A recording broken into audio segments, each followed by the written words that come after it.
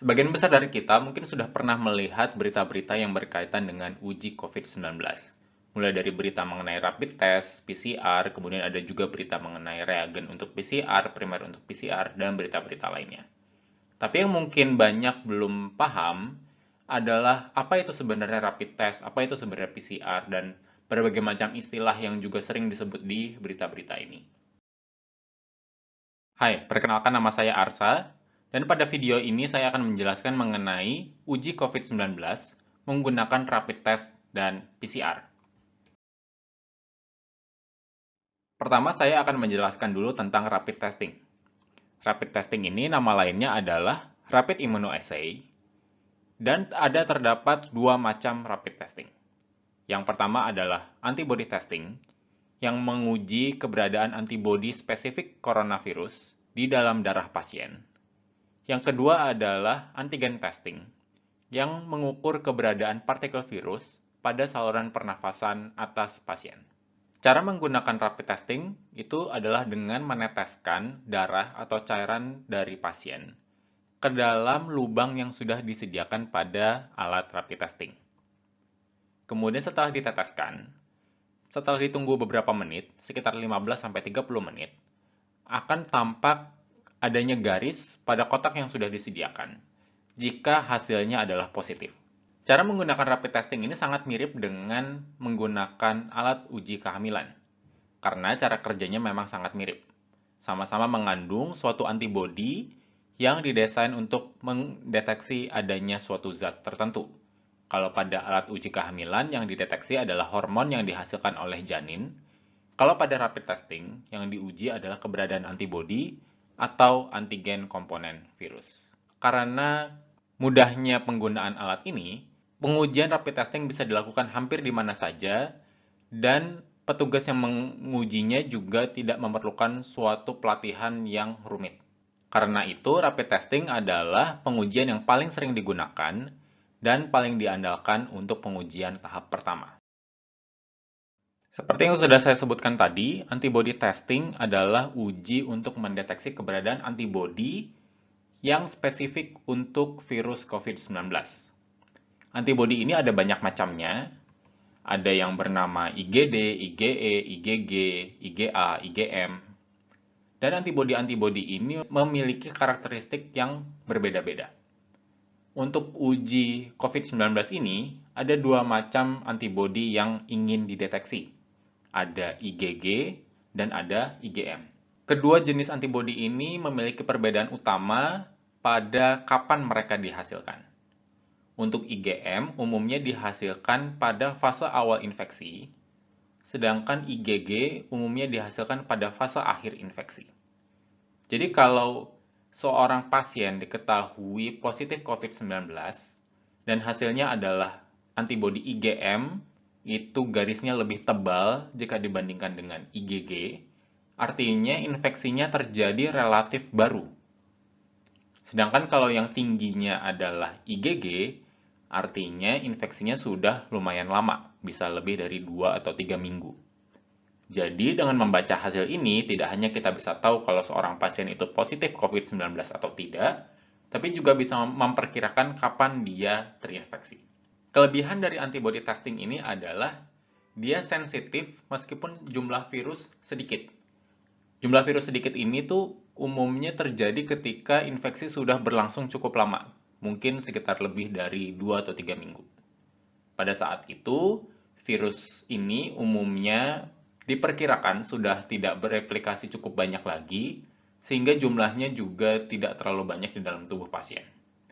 Namun, meskipun begitu, antibodi di dalam tubuh pasien akan tetap dihasilkan dan dapat dideteksi oleh antibody testing ini. Namun, kelemahannya adalah antibodi itu biasanya baru dihasilkan sekitar 1-2 minggu setelah infeksi terjadi. Artinya kalau infeksinya baru saja terjadi, misalnya baru 1 atau 2 hari, kemungkinan besar hasil dari antibody testing ini akan tampak negatif. Meskipun sebenarnya pasien tersebut sudah terinfeksi oleh virus COVID-19. Hal ini terjadi karena antibodi ini tidak mendeteksi langsung virus, namun mendeteksi antibodi yang dihasilkan tubuh dalam merespon infeksi virus ini. Jadi deteksinya itu bersifat tidak langsung. Sekarang kita lanjut ke yang antigen testing. Antigen testing ini akan menguji keberadaan virus secara langsung dengan mendeteksi keberadaan partikel virus yang ada di saluran pernafasan atas dari pasien.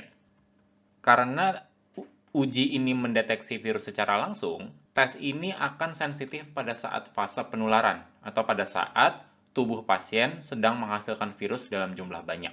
Namun agar uji ini menjadi sensitif, akan diperlukan jumlah virus yang sangat banyak dari tubuh pasien, sehingga dia umumnya hanya akan efektif pada saat pasien sedang banyak menghasilkan partikel virus.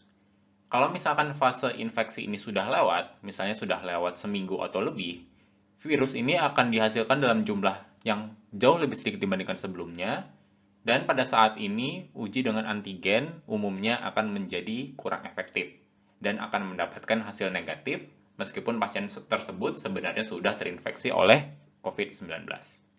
Dan uji antigen ini untuk COVID-19 itu tidak terlalu umum.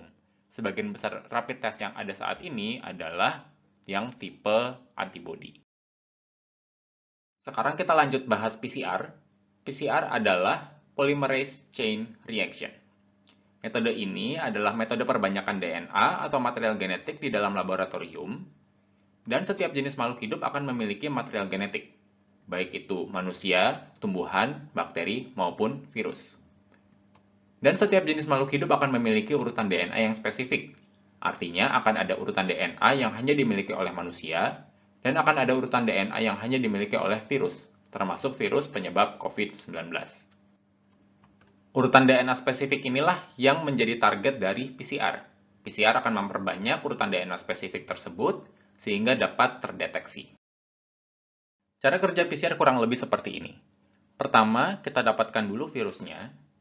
Virus ini bisa didapatkan dari cairan yang ada di saluran pernafasan atas, yang bisa dilakukan dengan proses yang bernama nasopharyngeal swab atau tes swab. Karena itu nama PCR di berita seringkali sinonim dengan uji swab, karena tahap pertamanya melalui proses ini. Kemudian setelah virusnya berhasil didapatkan, dilakukanlah proses ekstraksi material genetik atau ekstraksi DNA. DNA yang sudah diekstrak kemudian dapat diperbanyak dengan PCR.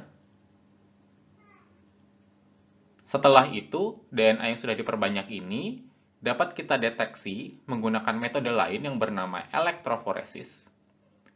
Dan jika hasilnya positif akan tampak pita DNA. Kalau pita DNA tidak terbentuk, artinya hasilnya negatif. PCR ini memiliki banyak kelebihan. Yang pertama adalah dia langsung mendeteksi keberadaan virus, karena PCR ini akan memperbanyak dan mendeteksi keberadaan material genetik dari virus tersebut. Dan PCR ini sifatnya sangat sensitif, karena PCR dapat memperbanyak DNA meskipun jumlah awalnya sangat sedikit. Jadi meskipun pada pasien ini virusnya sudah sangat sedikit jumlahnya, mungkin hanya bahkan sepersejuta dari jumlah ketika sedang sangat menular, akan tetap dapat dideteksi oleh PCR. Karena PCR dapat memperbanyak DNA sampai tingkatan puluhan juta kali lipat dari jumlah sebelumnya. Sehingga PCR ini disebut juga sebagai gold standard of COVID-19 testing. PCR ini adalah metode yang dijadikan acuan dari semua uji yang lainnya. Jadi meskipun rapid testing hasilnya negatif atau positif, tapi kalau PCR berkata lain, maka PCR lah yang dipercaya. Namun, PCR ini memiliki kelemahan, memerlukan alat dan fasilitas khusus. Tidak semua rumah sakit dan tidak semua laboratorium bisa melakukan uji PCR. Dan untuk melakukan uji PCR diperlukan teknisi yang sudah dilatih khusus dan mengetahui bagaimana cara PCR bekerja. Dengan banyaknya pasien yang perlu uji PCR dan sedikitnya tempat yang bisa melakukan uji PCR, ini menyebabkan proses PCR ini lebih lama jika dibandingkan dengan rapid test. Uji rapid test bisa mengetahui hasil dalam kurang dari 30 menit, Untuk uji PCR, setiap reaksinya itu umumnya membutuhkan waktu beberapa jam. Dan itu tidak termasuk transportasi sampel dari lokasi uji menuju lab yang bisa melakukan uji PCR. Alat dan bahan untuk PCR itu sebenarnya tidak terlalu banyak. Yang pertama adalah DNA sampel. Jadi pertama kita harus mendapatkan dan memurnikan DNA sampel yang ingin kita perbanyak. Dalam hal ini adalah DNA dari virus. Kemudian kita akan membutuhkan DNA primer. DNA primer ini berfungsi untuk mendeteksi dan menempel kepada DNA virus yang ingin kita perbanyak dan bukan DNA yang lain. Jadi meskipun pada sampel itu terdapat juga DNA dari manusia atau DNA dari makhluk hidup lain, PCR ini hanya akan memperbanyak bagian tertentu dari DNA virus. Kemudian yang akan dibutuhkan berikutnya adalah reagen. Reagen ini akan berisi enzim yang akan membentuk DNA baru pada saat proses replikasi, dan nukleotida yang merupakan komponen penyusun DNA. Dan terakhir yang dibutuhkan adalah mesin PCR, tempat terjadinya semua reaksi PCR. Dan bisa dilihat di sini, tabung-tabung yang diperlukan untuk reaksi PCR itu ukurannya kecil, sekitar 100 mikroliter atau 0,1 ml, sehingga tidak diperlukan banyak DNA atau reagen untuk setiap sampelnya. Reaksi PCR dapat dibagi menjadi beberapa tahapan. Tahapan yang pertama adalah pada saat untai DNA double helix, untai ganda DNA ini dipisah menggunakan panas 95-98 derajat Celcius pada fase yang bernama fase denaturasi. Kemudian, pada tahapan berikutnya, fase annealing pada suhu 55-65 derajat Celcius, primer yang akan mendeteksi DNA virus akan menempel pada DNA sampel. Dan kemudian pada suhu berikutnya, suhu 72 derajat Celcius atau fase elongasi, enzim DNA polimerase akan bekerja dan memperpanjang primer yang sebelumnya sudah melekat.